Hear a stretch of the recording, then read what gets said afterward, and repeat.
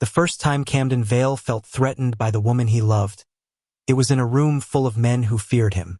And that was the problem. The ballroom sparkles elegantly. The annual Global Capital Summit wasn't just a networking event. It was where empires were either validated or quietly dismantled. Camden didn't attend events. He arrived at them. 32 years old. Founder of Valex Dynamics. Net worth hovering just under $1 billion. Self-made. Controlled. Impossibly composed. Beside him stood the only person who never seemed impressed by any of it. Sorel Imani. 4 years together and engaged, and also looking forward to building a beautiful family together. Intentionally. They had agreed early. No timelines driven by public expectation. They were partners because they chose each other daily, not because they were afraid of losing each other. They shared late-night strategy talks and early morning workouts. They fought intellectually, flirted competitively, and loved intensely. They weren't soft. They were powerful. And tonight, power would shift.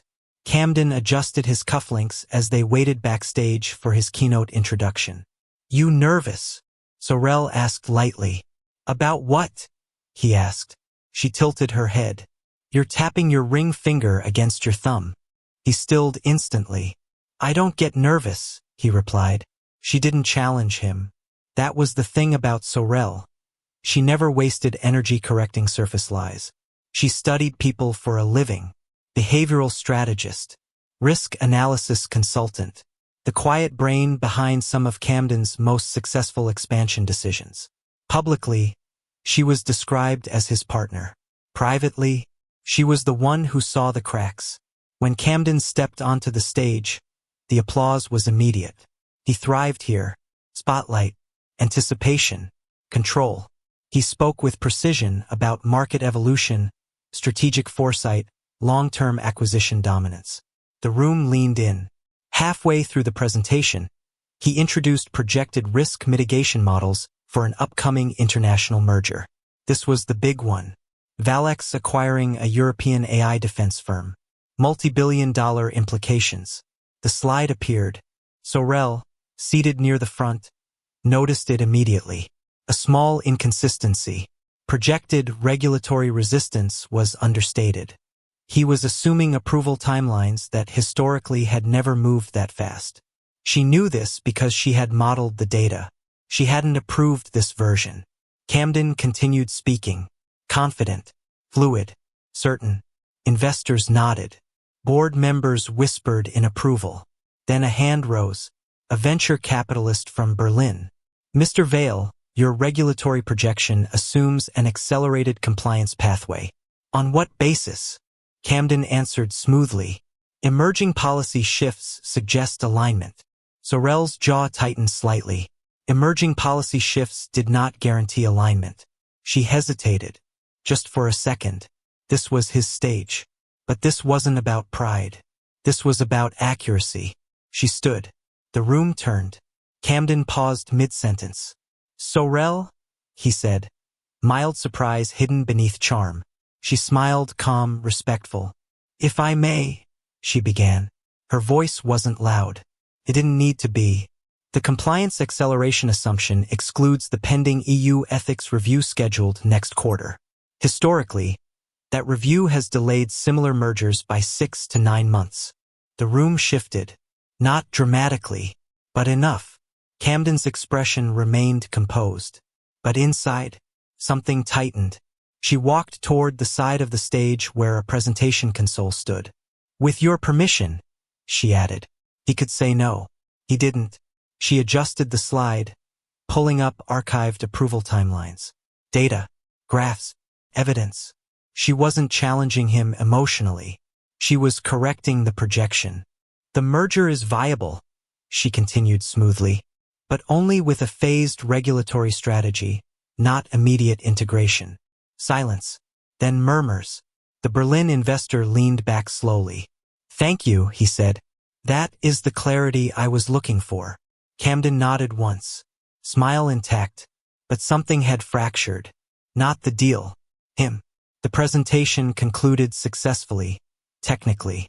Investors were now requesting revised strategy frameworks. The acquisition wasn't collapsing. But it wasn't dominating either. Backstage, once the doors closed, the air changed. He removed his mic slowly. "You could have brought that up before," he said evenly. Her eyes didn't waver. "I sent the revised compliance report this morning. I didn't see it." "I know." There was no accusation in her tone. That made it worse. He exhaled. "You blindsided me." Her brows lifted slightly. "I protected the deal." He held her gaze. "You corrected me. Publicly." "Yes." No apology. No softening. Just truth. For the first time in 4 years, Camden felt something he didn't recognize around her. Not anger. Not betrayal. Competition. Later that night, she stood barefoot near the balcony, city wind brushing her hair. He poured 2 glasses of wine. Silence lingered. Not awkward, but charged. "You think I'm reckless," he said finally. She turned. "I think you're brilliant." Pause. "But you move fast when you feel watched." His jaw tightened. "I am watched." She stepped closer. "No," she said gently. "You perform when you feel measured." That hit deeper than the correction earlier. "You embarrassed me," he admitted quietly. She didn't flinch. "You felt embarrassed," she corrected. Another shift. Another mirror. "I won't shrink my expertise to protect your confidence," she added. There it was. The line that changed everything. Not because it was cruel, but because it was final. He had built an empire on certainty. On being the smartest in the room. On being untouchable. But tonight, the woman he loved didn't touch his ego gently. She exposed it. And the terrifying part? She was right. He didn't sleep that night. Not because he was angry, but because, for the first time in years, he wasn't sure if confidence meant control, or if he had confused the two. The morning after the summit, Camden woke up before the sun. He didn't sleep much, not because of anger, because of replay, her voice, her data, the room shifting, the investor leaning back. He told himself it was strategic interference. He told himself she overstepped. He told himself it was about presentation control. But beneath all that, he hated that she had looked calmer than him. Across the penthouse, Sorel was already dressed. Navy-tailored suit, minimal jewelry, hair pulled back cleanly, focused. She wasn't avoiding him. She wasn't confronting him either. She was operating. "I have an early call with Zurich," she said, scrolling through her tablet. "I'll be at headquarters," he replied. No tension in tone, just distance in direction. They left the penthouse 5 minutes apart. Separate cars, separate schedules. Not out of anger, out of pride. By noon, the headlines began circulating. Financial blogs, industry analysts, leadership podcasts. One headline caught his eye. Strategic Save. How Sorel Imani reframed Valex's European expansion. He read it twice. Strategic save.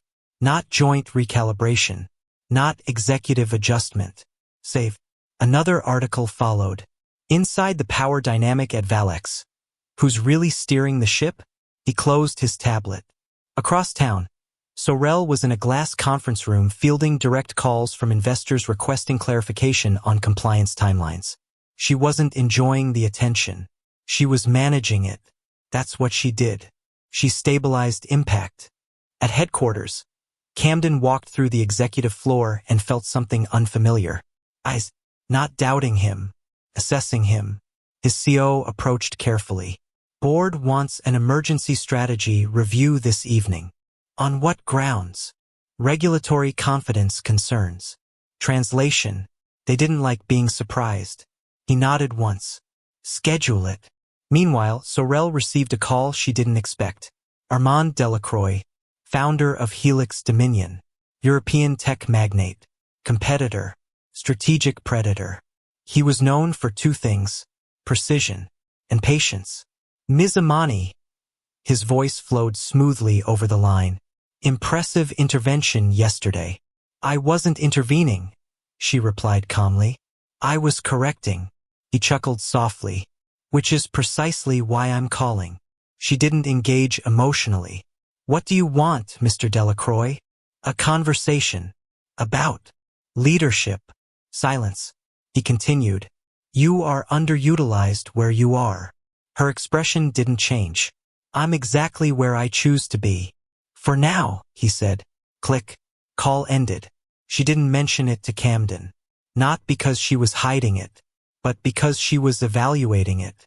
Evening. Boardroom. Glass walls. Long table. Cold lighting. They sat just positioned. The chairman spoke first. "Yesterday's presentation created perception volatility." Camden's voice remained level. "Perception volatility is preferable to regulatory disaster." The chairman nodded. "And yet investors are questioning risk authority." There it was. Risk authority. The subtle implication that control had shifted. One board member cleared his throat. Perhaps formalizing Ms. Amani's strategic oversight role would reduce external speculation. The air tightened. Formalizing. The title shift. Authority shift. Camden didn't look at her. He looked straight ahead. "She already has oversight," he said. "Informally," the chairman corrected. Silence stretched. Sorel finally spoke. "I'm not interested in optics," she said. "I'm interested in performance." That line cooled the room. Not submissive. Not ambitious. Focused. The chairman leaned back. Optics affect valuation. The meeting adjourned without resolution. But the message was clear. Leadership perception had moved. Later that night, Camden remained alone in his office. City skyline reflecting off black glass. He replayed the word again. Underutilized. He hadn't heard the call, but somehow he felt it. He opened internal analytics dashboards. Engagement metrics showed something he hadn't noticed before. Departments where Sorel directly influenced strategy had higher performance stability, lower turnover, higher investor trust. His jaw tightened. He had built the empire, but she was fortifying it. The realization wasn't romantic. It was destabilizing. Across town, Sorel sat at her private desk reviewing acquisition vulnerability patterns. Her assistant knocked lightly. "There's media interest in a solo interview." "Decline it." "They're asking specifically about leadership dynamics." "Then definitely decline." She wasn't competing with him. She wasn't trying to outshine him. But she also wasn't shrinking. That was the difference. The shift became undeniable 3 days later. Helix Dominion publicly announced interest in a similar AI defense acquisition. Aggressive, fast, strategically bold. Armand Delacroix was moving. And this time, the race wouldn't be about projections. It would be about dominance. At emergency strategy briefing, Sorel laid out 3 pivot options. Measured, adaptive, intelligent. Camden listened, really listened.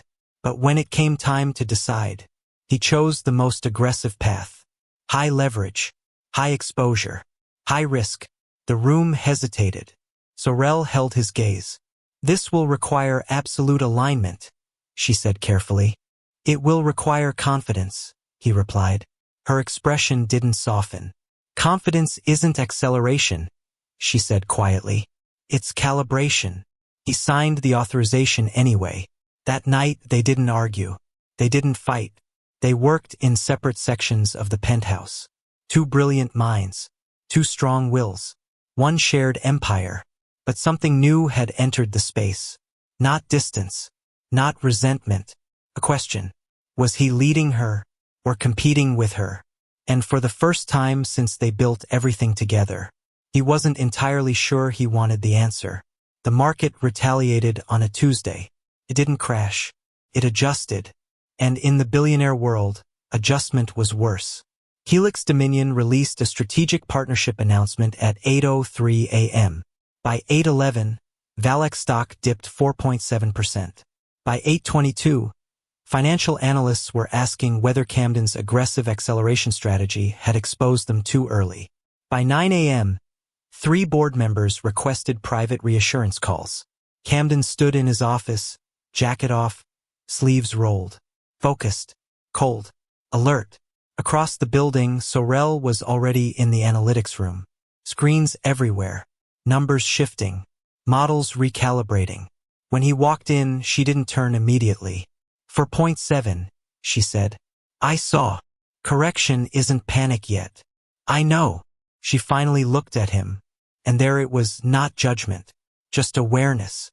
You still think speed was the right move? She asked. Yes. Even if it destabilizes perception? He held her gaze. Especially then. A pause. Then she surprised him. Good, she said. He blinked slightly. That's not what I expected. She shrugged lightly. If you're going to be bold, at least be consistent. Was that support or testing? He couldn't tell anymore. By noon, the media narrative had sharpened. Helix gains upper hand. Valex overextended? Is Camden Vale playing ego chess? That last headline lingered. Ego chess. He hated that phrase. Across the office floor, whispers were subtle. But they existed. And Camden noticed everything. At 2:17 p.m., Sorel walked into his office without knocking. He looked up. That's illegal. You don't own the door, she replied, sitting across from him without invitation. He exhaled through his nose. What? She slid a tablet across the desk. Helix's partnership isn't about product. He skimmed quickly. His eyes sharpened. It's regulatory cushioning. Yes. They're slowing themselves down intentionally. To look stable, she finished. Silence. He leaned back slowly. They're baiting the volatility narrative. She nodded once. And you walked into it. There was no cruelty in her tone. Just accuracy. He studied her. You enjoy this, don't you? What? Being right. She smiled faintly. I enjoy precision. He couldn't stop the corner of his mouth from lifting. There it was. That friction that felt like fire and strategy at the same time. By evening, stock dipped another 1.2%. Not catastrophic, but symbolic. The board scheduled another emergency session.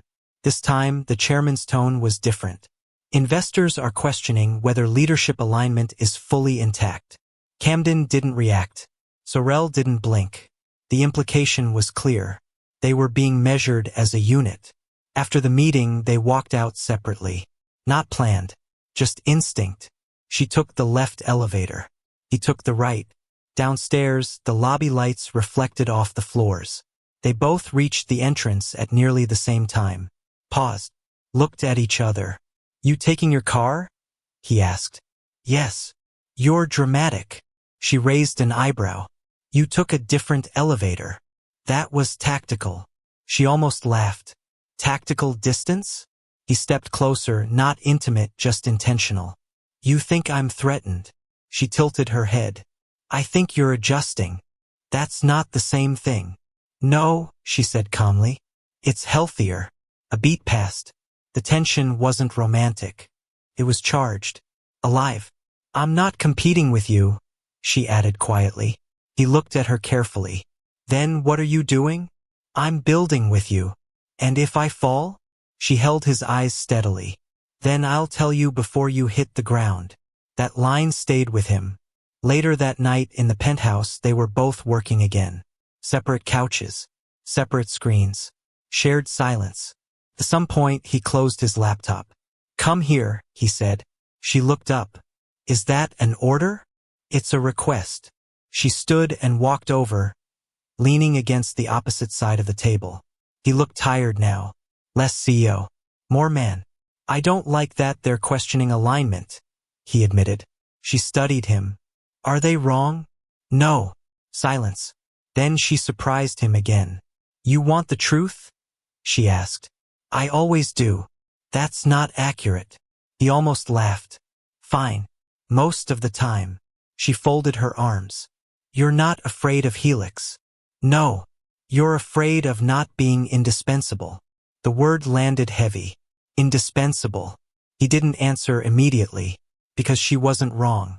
He had built everything from scratch. Every investor trusted him. Every deal carried his name. But lately, her name carried weight too, and that unsettled him in ways he didn't want to admit. You don't need me to be powerful, he said quietly. She blinked once. I never did. That wasn't cold. It was factual. But I choose to stand beside you, she added. And that's different. There it was again. Choice, not dependency, not attachment born from insecurity. Choice born from strength. And for the first time, he felt smaller. Not because she diminished him, but because she didn't rely on him to shine. His phone buzzed. Private number. He answered. Vale. A smooth voice responded. Enjoying the turbulence? Armand. Camden's jaw tightened. You miscalculated. Armand continued. Did I? Yes. In what way? You assumed your greatest strength was dominance. A pause. It's actually her. Click. Call ended. Camden stood there silently. Across the room, Sorel watched him. You look like someone just insulted your car, she said lightly. He exhaled slowly. He said my strength isn't me. She didn't miss a beat. He's wrong. His eyes lifted. It's not you or me, she said. It's alignment. She stepped closer. Still no touching. Just proximity. You don't lose power by sharing it. He swallowed something heavier than pride. And if I do? She smiled faintly. Then I'll remind you you're dramatic. He almost laughed. Almost. But beneath the humor, the market was shifting. Helix was maneuvering.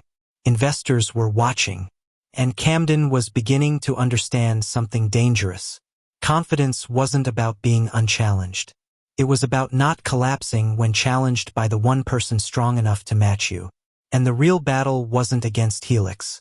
It was against the version of himself that thought love should orbit him, instead of stand beside him. The market didn't crash, but it pressed. By late afternoon, Valex stock stabilized, barely. Investors were still cautious. Media still circling. Helix still watching. Camden closed his laptop slowly. For once, he didn't call another meeting. He didn't draft another response. He looked across his office and thought of her, not as strategist, not as leverage, as the woman who had been beside him before any headline existed. He picked up his phone. Where are you? He asked when she answered. Midtown. Site review. I'm coming. You don't have to. I know. He hung up before she could argue. Sorel was standing outside a new tech incubator project she was consulting on when his car pulled up. She glanced at it, then at him as he stepped out. No security team, no assistant, just him. You look like you fired someone, she said lightly. Not today. He walked toward her. Get in. She folded her arms. That sounded like an order. It's not. She studied him for a second longer, then got in. They didn't speak immediately.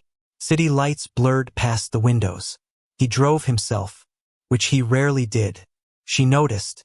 You're thinking too loudly, she said. He almost smiled. You always hear it? Yes. He nodded once. I've been fighting the wrong thing. She didn't answer. She waited. He exhaled slowly. I've been trying to prove I'm still the strongest person in every room. You usually are, she said softly. That's not the point. He stopped at a red light and finally looked at her fully. I don't want to be the strongest. That caught her off guard. She didn't expect that. I want to be secure enough not to care. The light turned green. He drove again. She watched him differently now. This wasn't ego speaking. This was something underneath. Instead of turning toward the penthouse route, he took another road. She noticed. That's not home. I know. Where are we going? You'll see. Her lips twitched. You're dramatic when reflective. Stay patient. He drove toward the coast. Away from noise. Away from cameras.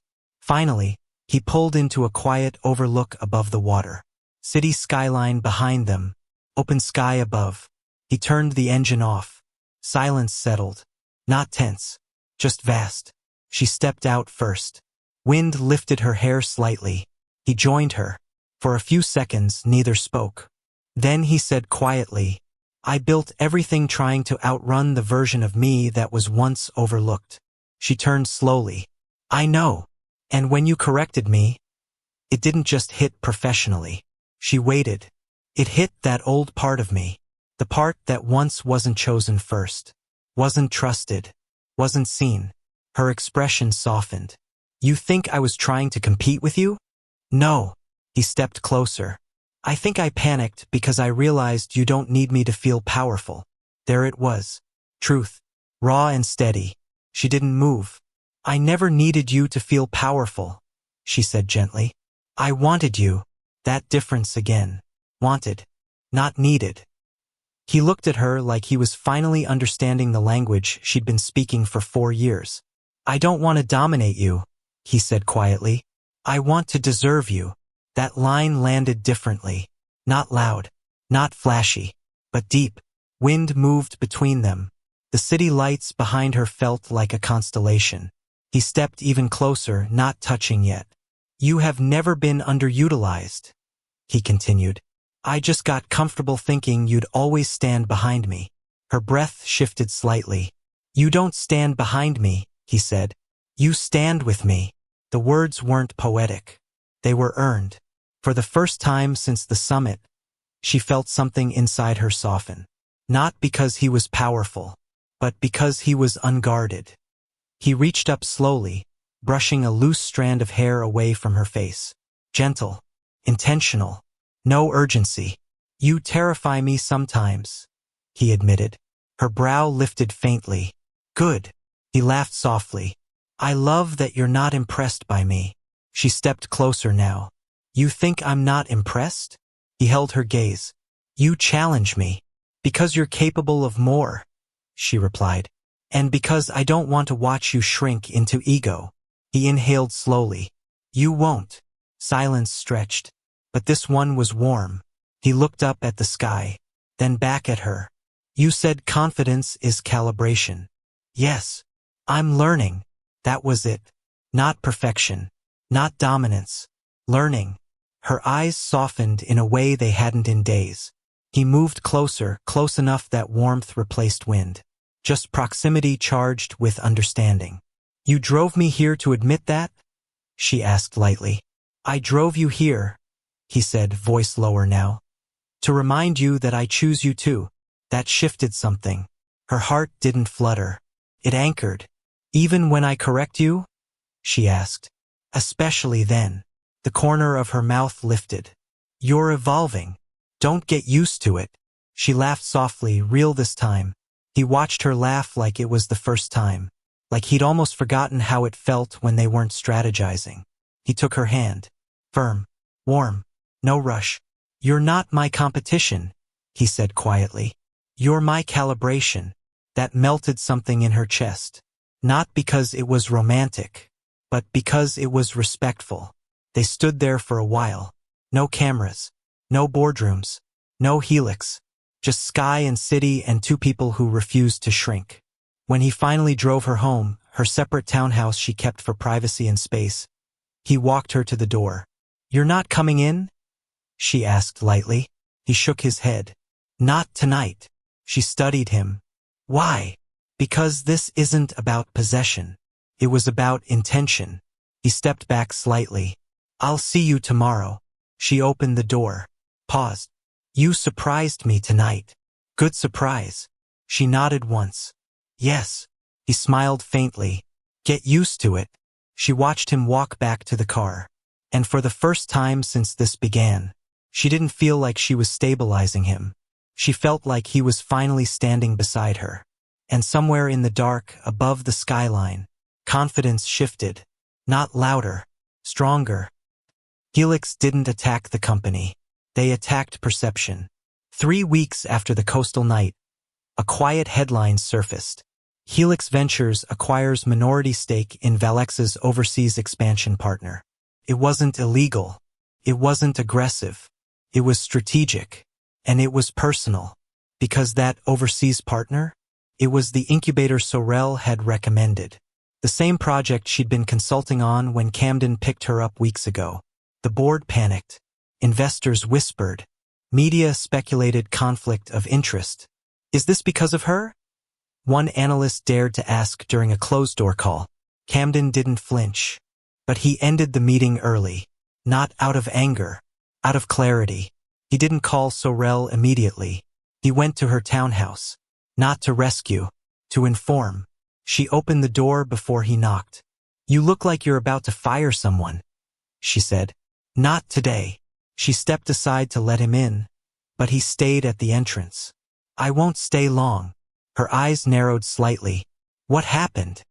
"Helix bought into Astron Global." Her expression didn't crack, but her shoulders straightened. "Minority stake?" "Yes." She nodded once. "That's clever. You're not angry?" She met his eyes. "I don't confuse strategy with betrayal." He studied her face carefully. "People will say it's because of you. They always say something," she replied calmly. Silence hung for a second. Then she tilted her head slightly. "What are you going to do?" That was the real question. Old Camden would have retaliated instantly. Aggressive buyback. Legal maneuver. Public dominance. Instead, "I'm going to do nothing." That caught her off guard. "Nothing?" "Yes." She folded her arms, studying him now. "Explain." He stepped closer, not into her space but into honesty. "They want me reactive, emotional, defensive. And I'm not insecure anymore." The air shifted. "You're sure?" she asked quietly. "Yes." She watched him closely, searching for ego. She didn't find it. Instead, she found something steadier. Control without tension. 2 days later, Valex released an unexpected statement. Not defensive. Not combative. A strategic announcement. Valex and Astron Global to expand joint innovation funding.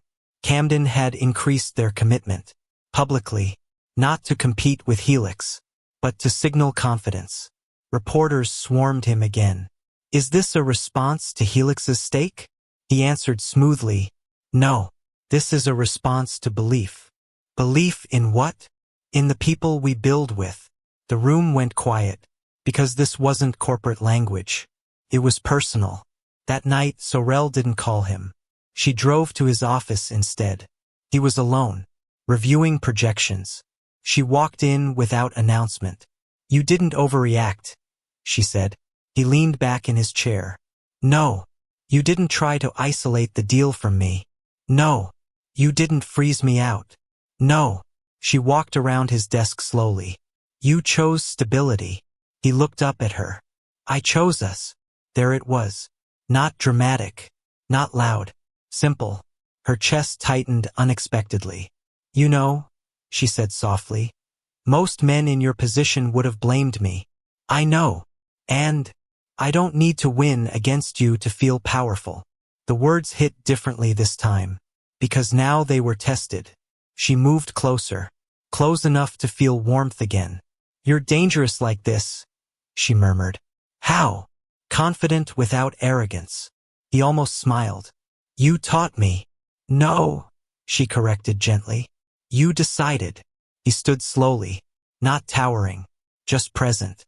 "I don't want you shrinking your involvement because of outside noise," he said quietly. "I won't." "Good." Silence, but softer now, charged in a different way. He stepped around the desk, close enough that space felt intentional. "I have something for you," he said. Her brow lifted faintly. "If it's a contract." "It's not." He handed her a sleek black folder. She opened it. Inside was a structural revision. Valex's innovation arm. Co-chair position. Her name listed first. Public. Permanent. Equal authority. Her eyes lifted slowly. "You're serious?" "Yes." "You don't have to do this." "I know." That word again. Choice, not obligation. "You realize what this means?" she said. "Yes." "They'll say I leveraged you." "They already think that." "And that doesn't bother you?" He shook his head once. "No." "Why?" "Because I know the difference between influence and partnership." She didn't expect her throat to tighten. She had prepared herself for strategy, for tension, for resistance. She had not prepared for surrender without weakness. "You're not afraid?" she asked quietly. He stepped closer. "I'm only afraid of becoming small again." That melted something inside her she hadn't known was guarded. She closed the folder slowly. You just gave me equal power. No, he corrected gently. You always had it. The words didn't feel rehearsed. They felt earned. Weeks later, the official announcement shook the industry. Valex appoints Sorel Miris as co-chair of Innovation Strategy. Helix responded with silence. The board hesitated, but profits stabilized. Employees celebrated. Not because of optics, because she was respected internally. At the next shareholder summit, they stood side by side. Not staged, aligned. An investor asked directly, "Is this move strategic or sentimental?" Camden didn't look at Sorel. He looked straight ahead. "It's sustainable," Sorel added calmly. "And sustainability is stronger than ego." Applause followed. But something else followed too. Recognition. They weren't a distraction. They were an upgrade. That night he drove her home again. Separate house. Separate space.